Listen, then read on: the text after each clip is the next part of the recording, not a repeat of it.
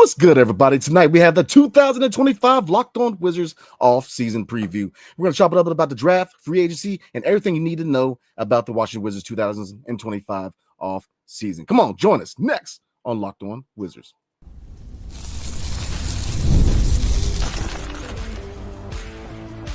You are Locked On Wizards, your daily Washington Wizards podcast, part of the Locked On Podcast Network. Your team every day. What's good, everybody? It's your boy Brandon Scott again, a.k.a. BScott, and my guy Abdullah, a.k.a. AB.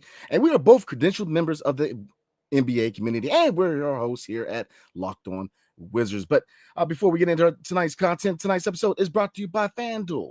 Right now, new customers can get $250 in bonus bets when your first $5 bet wins. It's that easy, y'all. So, like I said, tonight is the 2025 Locked On Wizards offseason preview. So we're going to go over the draft, free agency, and everything you need to know to follow your Washington Wizards this offseason, man. So, like I said, I know a lot of people are excited. So we're going to go over the draft real quick, AB. So before I get your take on what your plan A and plan B approach is going to the draft, I'm going to go over some information real quick, everybody. But before I do, let me say this. Let's have a moment of silence for the Baltimore Orioles, who today lost to the Cincinnati Reds 24-2. So let me go ahead and do a moment of silence for the Baltimore Orioles, man. So poof, there it goes. So, like I said, 24-2, man. So we need that starting pitcher, man. Good Lord. So before we get into your take, AB, I'm going to go over some important information. Now, the NBA draft lottery is Monday, May 12th. So it is right around the corner, y'all. So NBA draft lottery will let us know exactly where we are going to pick in this upcoming draft. But which teams have the best odds to land the number one overall pick? Well, there are three teams right now: the Utah Jazz, the Washington Wizards, and the Charlotte Hornets. They all have a 14% chance at getting the top pick. Now, when you look at the Washington Wizards, they have the best odds at what pick they're going to pick is the fifth pick. They have the best odds to land the fifth pick. But like we've learned with the Wembanyama sweepstakes, like we learned last year, AB, it's the roll of the dice. It's ping pong balls, man. They do everything for us. So like I said, we very well could be in the hunt for the number one overall pick. But like I always say, definitely plan accordingly. All right, something else to look at real quick, everybody. Now, looking at the fact that we did obtain the Memphis Grizzlies first round pick. Now, it is subject to change. Right now, as it stands, we have the 19th pick also. So it could change. It definitely change as the playoffs go on, man. But like I said, we have a chance to grab a couple high impact rookies this offseason. So, AB, looking at your draft approach, if you're the GM, your draft approach, what is your plan A and what is your plan B? So I think plan A is if you get the number one overall pick, you're getting that guy from Duke. I think Cooper Flag, I think it's been for a while. I think he was the best college basketball player before the season, best college player during the season, and was the best college basketball player, in my opinion, in March Madness. I get it, Duke didn't win it all, but at the end of the day, Cooper Flag has shown why his upside, 18 years old, the sky's the limit for this guy. And again, if it's a plan B, maybe you want to pair up that guy from Baltimore, DQ, Derek Queen, with Alex Sarr. Maybe you want to trade back. And if you have that, hopefully, I think right now it's 19. I don't know if you can get lower than that, but maybe pair that 19 overall pick with a player on this team and go deeper in that top 10, top 15 range, maybe. I don't know. But whatever this Wizards team does, I just love that they have so many options. And this is something that we've lacked so long here as we've been fans here at DC. Look, I agree 100, man. Plan A, what would be my approach to this draft? My plan A. Cooper Flag. I mean, Cooper Flag would be my plan A. I mean, you for a team that has a heck of a young core here in DC, when you have the nice balance between the vets and the young guys, when you got guys like Jordan Poole, Sadiq Bey, Corey Kispert, gray area guys who could be on the trade market, but also could be long-term pieces. You have a good situation here.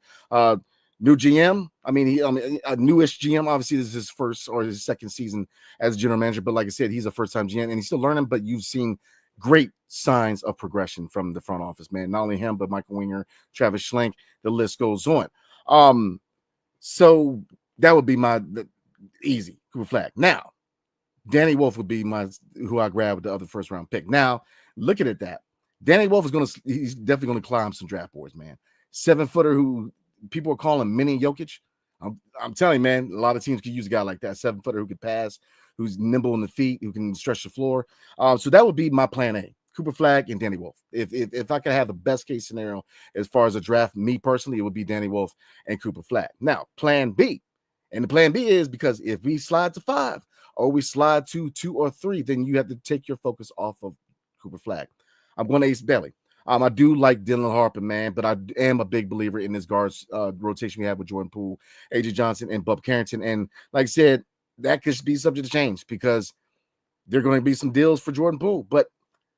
And you can look at scenarios where Dylan Harper could be an answer, especially if there's heavy interest in Jordan Poole in an offseason, man. But to me, Ace Bailey, because we need more scoring, AB. We need another scorer. So Ace Bailey, and I'm going to go Austin Newell with the second first-round pick, man, because I think we still need size at the power forward position. And Ace Bailey, I mean, let me ask you real quick, AB. Looking at his intangibles, man, 6'10". Would you try to see if he could be the answer at power forward, or would you try to slide Bilal to the 2-guard? That's tough because, again, I think I haven't seen a lot of offensive consistency from Bilal for me to be able to put him in that 2-guard, especially since Bub Carrington is emerging, and I think he's going to be really good as well. Yeah. So I think Ace Bailey at his size 6'10", if he can be that guy that offensively can bring in 15 to 20 points per game in his rookie year, I think he can be. And I also think in any position he'll exceed, but I see him more as a small forward just because I think, again, if you want to push him that power forward position, maybe do it, but I think wherever position he's in, he's succeeding. But I'd rather see him in the 3 just because I don't want Bub Carrington to be pushed out of the starting lineup. Yeah, I agree. I think you have to invest in Bub Carrington because he's a star in making. His scoring prowess. I mean, especially once he figures out how to drive the lane a lot, efficiently. I think you will have a 3-level scorer right in your hands, man. I mean, Bub Carrington has shown that he could be that microwave scorer, whether it's leading at point guard or whether it's a 2-guard. But like I said, a lot of choices, man, because it's easy right now to say you plan A, plan B, but so many things can happen on draft night. And that's the biggest thing I want to kind of convey to people is that things change. Trades will happen during the draft, man. So draft positions will change. Probably a lot of your teams like the Houston Rockets, where they're going to have a lottery pick, they're going to trade that pick because they need a player who's going to be an immediate impact, and you're not going to get that in the draft. I mean, look at Reed Shepherd and Cam Whitmore. I mean, they were back and forth between the Rockets and the G League affiliate, man. So they needed a guy to come in. And so I think they're going to heavily try to trade that pick. And I would if I was the GM over there in Houston. But like I said, you got to even your plan A or your plan B don't always fall through, man. So to me, plan C would be Dylan Harper. Because, and I've been looking at a couple comments in the comment section, man. And you're right. Jordan Poole, if you look at, and like I said, I'm a big Jordan Poole fan. I think he's a heck of a player, man. I think he's a franchise type of player, man. This is my opinion. Opinions do differ, man, but I think that he's proven that he could be that guy. But here's the thing, when his contract ends, Bilal's up for an extension. So you got to, I think more and more you wonder, can they get something out of him, Corey Kispert? Maybe because look, they made it known that they're trying to trade back into the lottery. It's gonna cost you Jordan Poole and probably the 19th pick because last year we moved back into the lottery and it cost us Denny Avia. And you look at what Denny's doing in Portland, man. I'm just saying, I love Bub, and I think that, obviously my lowest is Bub. But here's the thing that was, that was the type of move where you had to give a little to get a little, and that was a weak draft, AB. So, in this draft as a loaded draft, you're gonna have to pay to play straight up. So, AB, real quick before we move on, man. Dylan Harper, what kind of scenario needs to happen where he's the pick, where he's the guy? Oh man, I think if the Wizards fall to number 3, because I think still Ace Bailey is a little higher as a prospect. I think the Wizards would be right there to pick him at 3. I don't know if they will. Again, Dylan Harper, the guard rotation that we have, I'm comfortable with it. I really am. I just don't think it's necessary. And again, I'm going back to the whole Bub Carrington development. I think Jordan Poole still is a year of development until he reaches that prime of his years in his NBA career. And Marcus Smart, I think, again, it's just not necessary. And you also got AJ Johnson, Colby Jones, a lot of guys that will learn. So maybe if you have so much faith in Dylan Harper that he can be that guy immediately, then maybe go after him. I just think right now you want to put more emphasis on the wing position in the forward and center position because, again, I think that's where we need more strength.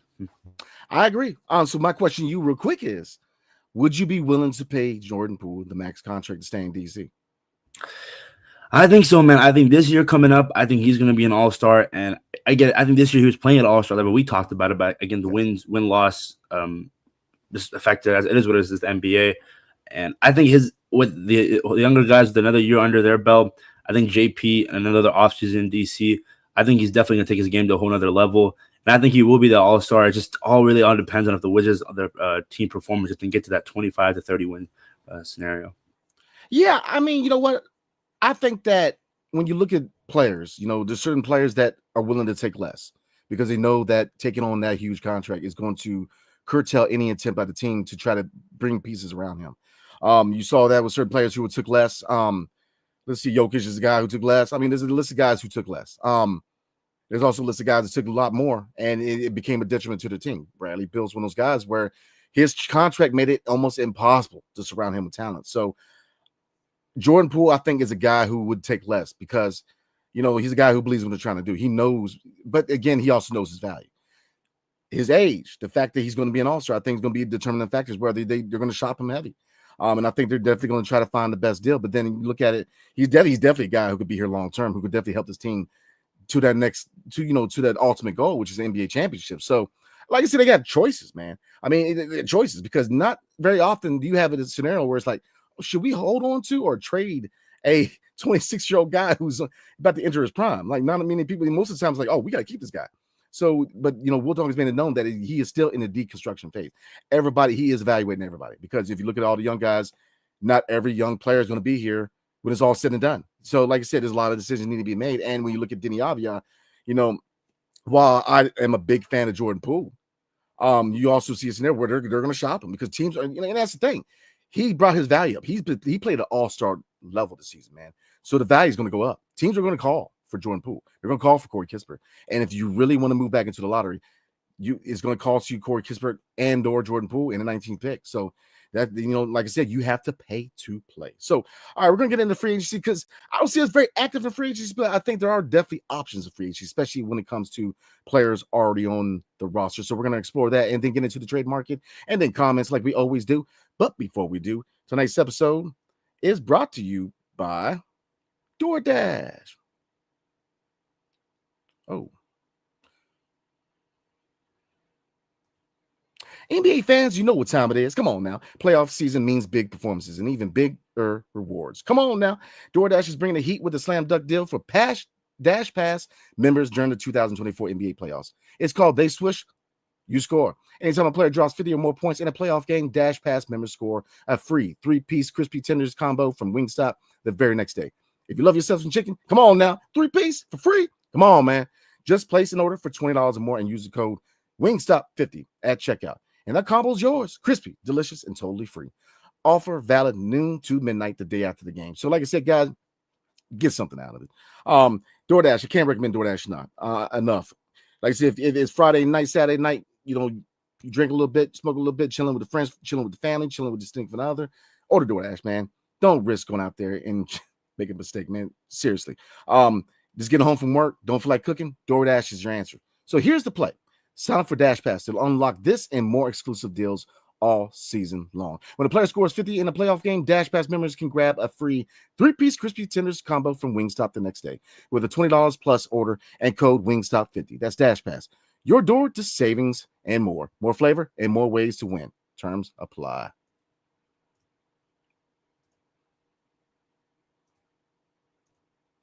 All right, AB, let's get back into it, man. So let's take a look at free agency. And like I said, I don't think we're going to be very active in free agency.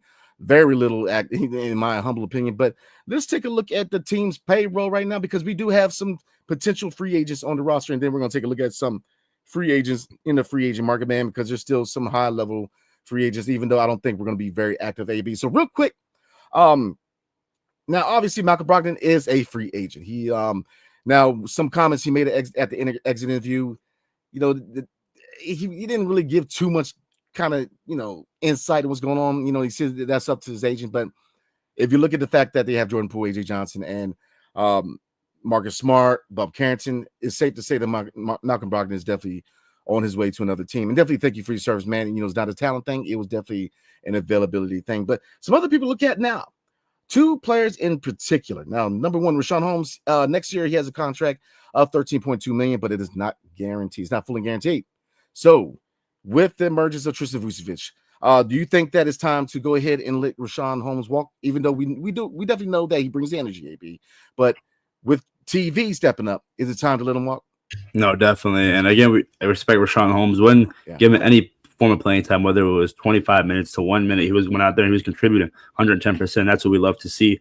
But at the end of the day, I think TV the youth movement, he's been playing amazing anytime he gets the opportunity to go out there on the court. So it does suck. Rashawn Holmes, I appreciate what he's done here in DC, but I just think with the emergence of TV just so soon from a second rounder that we haven't seen so long here in DC, I think you got to give the keys to Tristan, man. I agree, man. Tristan Vucevic has stepped up. He has stepped up, and to me, he is a future backup center and a guy who they could definitely put at power forward in tall lineups, man.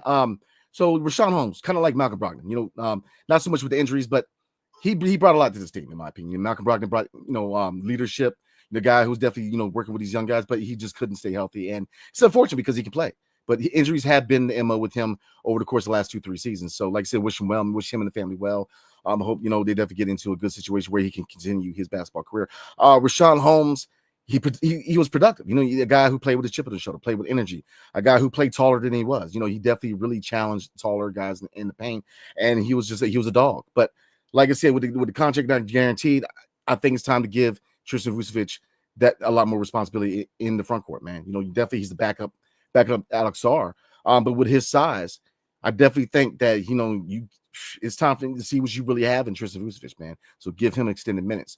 All right, so the other guy we're looking at, AB.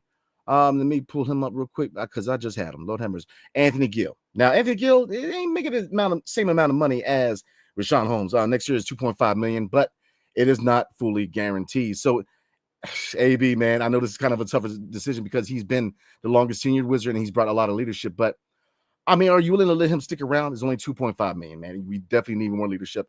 Depth is a good thing. Or are you willing to give that spot to somebody else?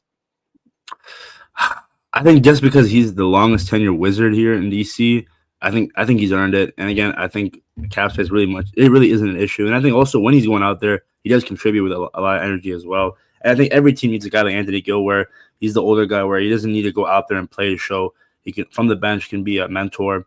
And again, it would suck not having him in DC, but I prefer him if he would stay just because again, the mentorship. Also, we pair him with Jordan Poole when it comes to being a mentor. It's such a youth movement that we have here in DC. It's vital to have a guy like Anthony Gill on your team. Yeah, I agree 100%, man. I agree 100%. I mean, 2.5. I mean, it's weird for me to say that because I don't make anywhere close to $2.5 million, but it's not that much money in the general scope of things when you look at NBA cap situations, man. Like I said, when you look at leadership, you often talk about Jordan Poole, and fair enough, you should, because he's emerged as a leader.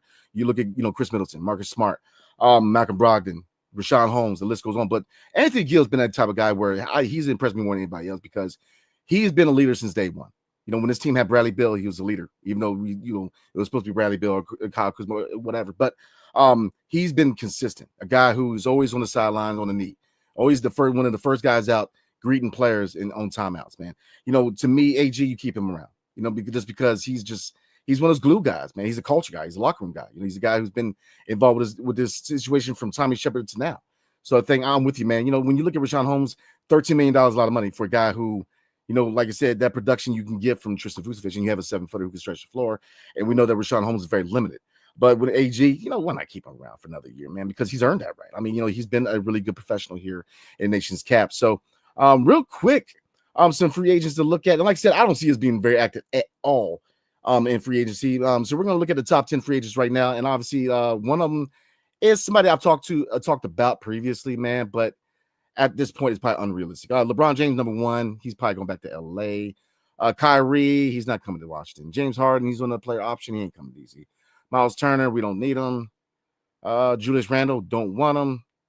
Brandon Ingram, he just signed an extension, so I don't know why he's on here. Let's see. But Jonathan Kuminga is somebody that we've talked about before, AB, and a guy who I really liked.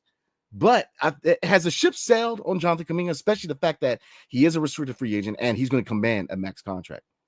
Yeah, I think so. Again, I think the chips that we have here in DC, the young guys that we have, I prefer that and the amount of money that they're getting paid compared to Jonathan Kuminga. Yes, a young prospect who has a lot of potential, but also you have to give him a lot of money. So I just don't want to ruin the team morale. Bringing in a guy like Kuminga who's young and getting paid so much money compared to the young guys that are going to be here for a longer term. Yeah, but I will say this. I can see him being a draft target, or not draft, Lord, trade target, if indeed we're better than advertised. I will say that, and especially if we miss out on Cooper Flag or a guy at the 4. I can see that move because look, Will Dawkins made it known that if this team is better than advertised, they're going to push forward. But he, from what he's said, and both of us agree that give them another year of development. But if they're better than advertised, if they take that next step, then you very well could see them making a move for a guy. But here's the thing: I don't see him getting a max. He's a restricted free agent, so they have the ability to max, the max or match load. It's been a long day, y'all. They can match any contract offer. So, is there a team out there that's going to, kind of give him the max to kind of bring the asking price up in Golden State? Absolutely, because look, that's all about the game of GM, man. There's going to be a team that's going to offer him a max just to bring the price up. I mean, Otto Porter, that was one mistake that we made here in DC is that, I believe it was the Brooklyn Nets where they offered him more money and said, no, we're going to keep him, and then it ended up being a really bad decision because nothing against Otto Porter, but he wasn't that type of guy we needed to be the third headed, the third guy on a big three, man, between John Wall and Bradley Beal. So it should have been Klay Thompson, in my opinion, or went out there and got Paul George. So like I said, I don't see us very active in free agency. I think we're going to be dealing more so with our own guys because there's still questions to be asked or answered, man. Chris Middleton, he still has a player option. So that's one thing that's going to hold things up until he enacts or declines that option. That's one roster spot right there. Like I said, we already covered with Rashawn Holmes and Anthony Gill. So a lot of questions on this team, man, because like I said, Chris Middleton has a player option. So we'll wait and see if he enacts that. Marcus Smart, do they shop him and trade him? So like I said, there's a lot of dominoes need to fall. But like I said, this roster we have now is not a finished product. But we're getting closer and closer to the players they're going to see down the stretch in the next 5 to 10. So definitely let Will Dawkins cook, man. But like I said, it's going to be an exciting draft process, guys. So all right, everybody, we're going to get into the trade market. We kind of covered a few names already, but there's a few names we're going to talk about that. Look, if the Wizards are willing to take on a bad contract for a first or a couple of first-round picks, why not? So we're going to get into that and then comments. But before we do, tonight's episode is brought to you by FanDuel. The NBA playoffs are almost here, and FanDuel's giving new customers an incredible way to get in on action. Right now, when you join FanDuel and place your first $5 bet, you'll get $250 in bonus bets if your bet wins. That's it. That's simple. That's all. Look, I said all the time, FanDuel is my go-to. I make a lot of money with FanDuel, man. A lot of money. Obviously, the NBA playoffs is a good opportunity to make some cash. You got the MLB. Just don't bet on the Orioles pitching. But you definitely have a lot of opportunities to make money with FanDuel, man. I mean, you can bet on anything from three-pointers to steals to assists, home runs, RBIs to stolen bases, to strikeouts to ERA. Man, it's easy money. Please don't miss out on the action. Hit at FanDuel.com and claim your $250 in bonus bets today. Come on now, rock with me. FanDuel. All right, AB, let's get back into this, man. So the trade market. And like I said, just like free agency, I don't see us very active in the trade market, but there are some guys that could potentially be deemed out, bad contracts. I'm just going to throw this out there. AB, would you be willing to trade for Zion Williamson if it came with a couple picks? Even though I don't see them offering that, man, because like I said, they have to move on at some point, but would you be willing to take on Zion if it came with draft compensation? Oh, I mean, Zion Williamson, again, I was a big fan of him coming out of Duke, and the way it's just been so far in his NBA career, it just sucks. As much as I want to blame it all on the Pelicans organization, it does, as a player himself, as a grown man now, I got to take some accountability. And I still think he has the potential to be that all-star type of player. It's just off the court, you got to be able to be disciplined with his diet and just in general, like issues on social media with several different types of people that you're working with every day. So I wouldn't mind it. I think he, as a player, is definitely very, very good. Just when he has to be available. Again, we go back to the whole thing about best ability is availability. And if you're getting draft compensation as well, I think that's sweet. But it just all goes down to if you take on Zion, it's going to alter this team chemistry in a whole different way. Like, do you want to if you really love these guys here, bring in a guy like Zion Williamson who so much he's done in his NBA career, don't you think it's going to change the locker room in a way? I'm not saying it will be in a bad way, but there will be some people shaking their heads and saying, why would you trade for a guy like him if you're like us young guys here, if that makes sense? Yeah, I mean, it makes sense, man. But I'll say this. If I even consider taking on that contract, I need draft compensation. I mean, I'm like, no. I mean, yes, we all know what it is. Zion, if he could eat right, would be a top 5 player in his league. But it's too much that comes along with him, man. I would need draft compensation. And like I said, we always talk about culture. Culture would take a hit. I mean, I'm gonna be at 100, man. There's no disrespect.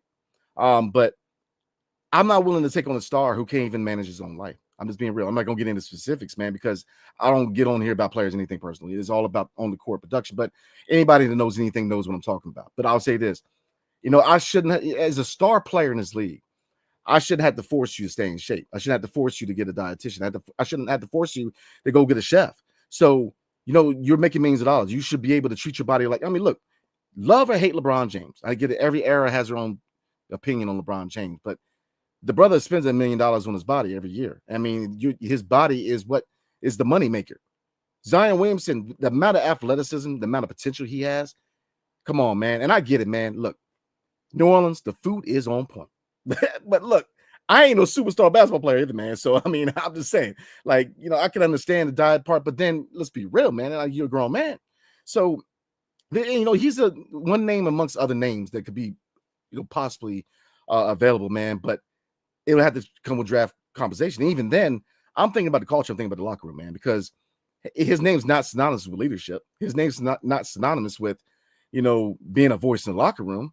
And like I said, his personal stuff, and I'm not going to get into it, but his personal stuff is just stuff I don't want anything around. And like I said, it's not to say that we don't have players that have stuff going on, off the court. I mean, everybody's got a life, man. We all have lives, man. Some people go through bad situations, man, whether it's going through it, whatever.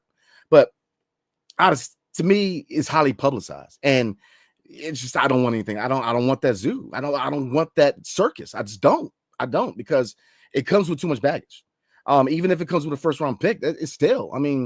You're really going to take away time and precious minutes from development for a guy who, I'll say this: if they decided to roll with that, I don't see them doing that, man. Because like I said, that's not a deal that I could potentially see Will Dawkins making. But I'll say this: if they even consider that deal, there needs to be agreements in this contract. You need to hire a dietitian. You need to hire a chef. You need to have weigh-ins weekly. You need to be at the desired weight. You need to start putting time into who you are as a player for me to even consider that dude, to consider that move. Like I said, it's nothing against Zion, man. Like I said, I don't ever touch anything off the court. I didn't get into specifics, even though most people know what I'm talking about. But in the same token, man, I don't really want that around, man. It's a circus. And, if you look at the amount of talent that New Orleans has, there's no reason why there are a freaking lottery team. Look at their squad. Obviously, DeJounte Murray with his injury, that's unfortunate. But when you have a team with DeJounte Murray, CJ McCollum, at one point, Brandon Ingram, Trey Murphy, the list goes on. Why are you a lottery team? And why is this guy making the amount of money he does? And why is the New Orleans Pelicans not doing their job, being an organization, acting like a business, and requiring some kind of like adult decisions from Zion? Like, how long are you going to sit back and let him just eat himself out of the NBA? Like, and it's a cycle. It's like Ben Simmons. Every year is, he loses weight. Oh, he may have a career season. Oh, he gained it all back in 3 weeks. Oh, he's back to being Zion. It's like, at what point do you pull the plug? And that's just me personally, man. It's like, when you look at bad contracts, you look at Zion, man. But to me, it comes with too much.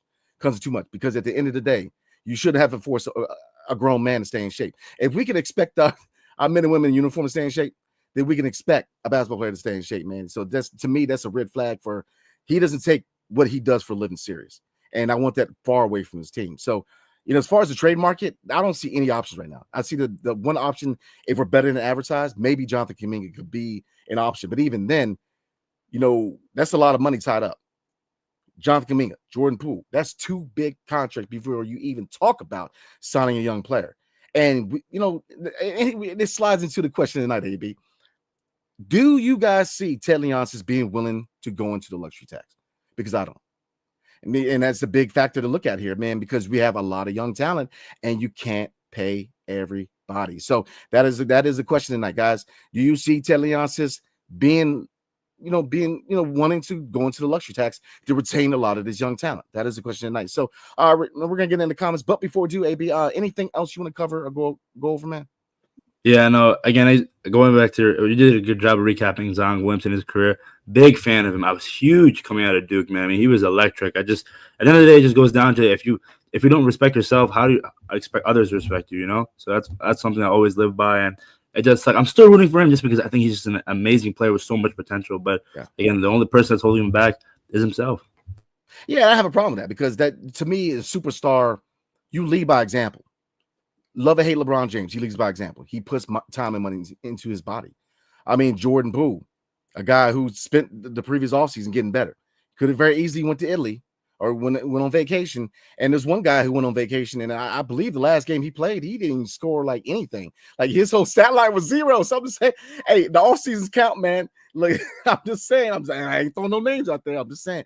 All right, so we're gonna get into comments, man. But before I don't know how you snuck that in, B. That was funny, man. oh man, hey, look, it is what it is, right? I'm just saying.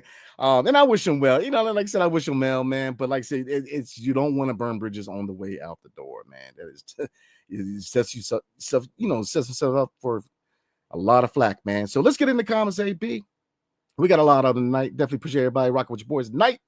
Lock the Law, as he always does, leads it off. He says, all I need to know is who we're drafting, developing, and dominating the next decade with. All right, fair enough, man. Fair enough. Jimmy go outside. My bad. It says Dawkins going to add some ballers. I'm excited. Oh man, look, you guys saw with the thumbnail, the video. Look, the main course is coming, baby. Will Dawkins about to do his thing. So let's see, guys.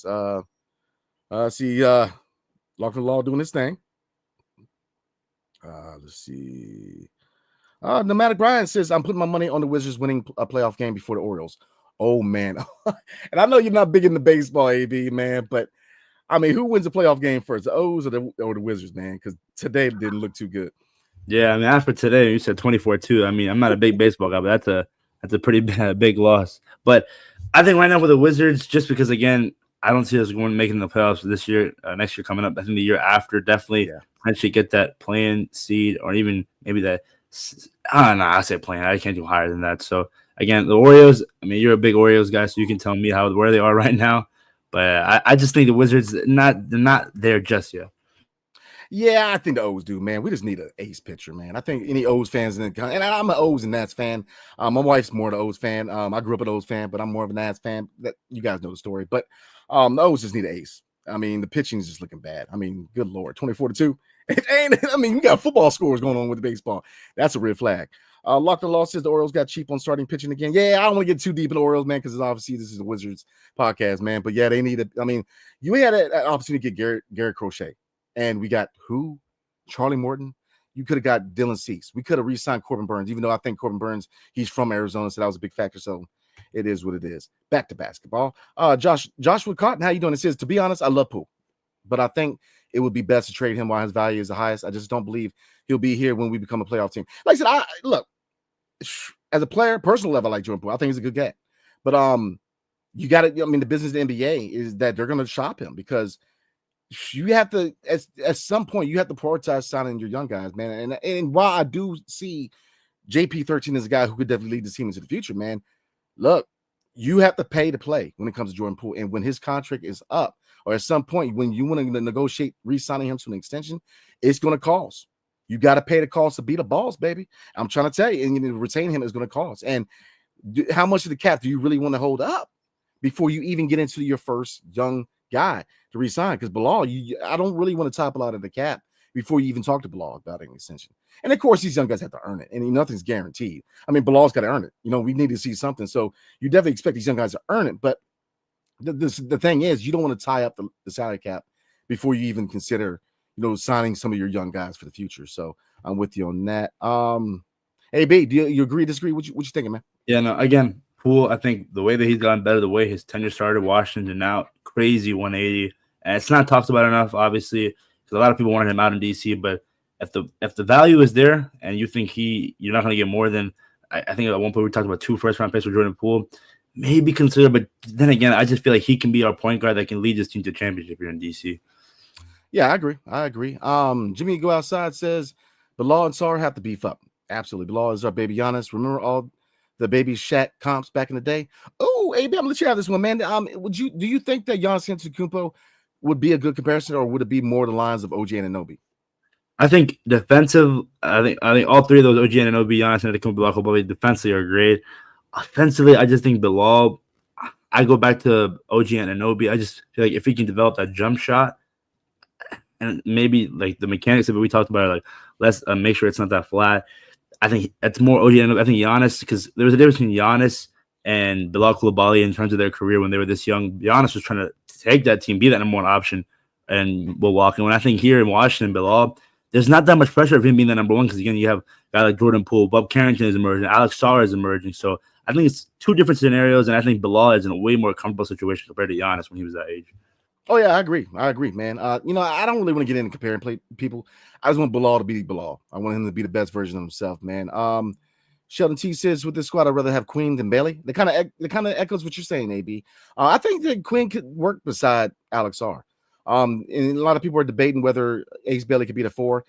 I'm with you, AB. I think he's more of a wing, man. I think that if you add Ace Bailey, then you have to move Bilal, and you can't bench Bilal. You have to start him, because you can't start him 2 years and then bench the guy, because that's going to destroy his confidence. And I think he's a starter. But is he kind of along the lines of a Devin Vassell, where he can be that 6'8" 2 guard? I don't know. He's got to add that 3-point shot. He's got to add that offense, man, before we even consider that. And so I think that may be one big sign why they may not go the direction of Ace Bailey, because you got to push Bilal, and he's not offensively ready for that. But like I said, a lot of options, man. I think that I was going to say be another reason why I don't want to put so much emphasis on the guard position, more position on the forward and center position, because, again, we've been getting killed in the paint these last couple of years here in DC. So I think it's just something we need to get better at, just being more dominant in the paint area. Yeah, I agree. I agree 100, man. So a lot of people in chat, I think, agree that they don't see Ted doing it, but I think Ted needs to consider it, especially with the Capitals going the direction they are. And Ovechkin ain't gonna be around forever, man. He's already broke the record. So from a business standpoint, having 2 rebuilding teams in the same building, it's hard to do, man. You ain't gonna make much money, man. I'm just telling you, especially in a market like DC where you have so many people not from here, man. So this is gonna be it. I hate to miss out on anybody's comments, man. So I promise you guys, we're gonna try to do a mailbag episode this week, where we're just gonna do reading off of the comment section.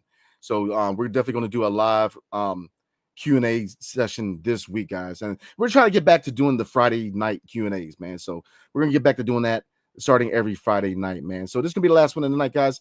SBH 2345 says, if we attach Kispert and our second first round pick, how much higher of a pick do you think we can get? I mean, I think you could probably get to 10 to 15, but you're not gonna get in the top 10. You're just not, man. And there's nothing against Kispert or because this is a loaded draft. If it costs us Denny, it's going to cost us a lot more to move up in this draft, man. It's going to cost you probably both Poole and Kispert and a pick. Let's be real, because the team is going to be very hesitant to move on from draft picks in the loaded draft. So, all right, everybody, we're going to go ahead and call it a night. And again, appreciate it. I hope everybody had a blessed and safe weekend. This week coming up, we're going to finish out the grades. We still got, about 6 to 8 players we need to grade, and then we're going to get into the future. So, like I said, a lot of content coming your way, so definitely rock with me and my guy, AB. So, AB, before we roll, man, anything else you want to cover before we call it a night? Yep, man. Again, can't wait. Shout out to Memphis for getting that first-round pick. We love it. More draft picks to come, hopefully, with Will Dawkins and company. NFL draft is coming up, too, so this week's going to be so exciting, man. It's a great time to be a sports fan, man. Absolutely. Like I said, I saw in the comment section, I know everybody's is in the practicing Christian, but for all you Christians out there, it was Easter, so I hope everybody had a safe Easter. So like I said, guys, we're gonna go ahead and call it a night. Me and AB got a lot of content coming your way, man. So definitely tune in here at Locked On Wizards. We got grades for the next couple of days, so definitely tune in. All right, everybody. We'll see you guys tomorrow night. Hail to the Wizards and peace.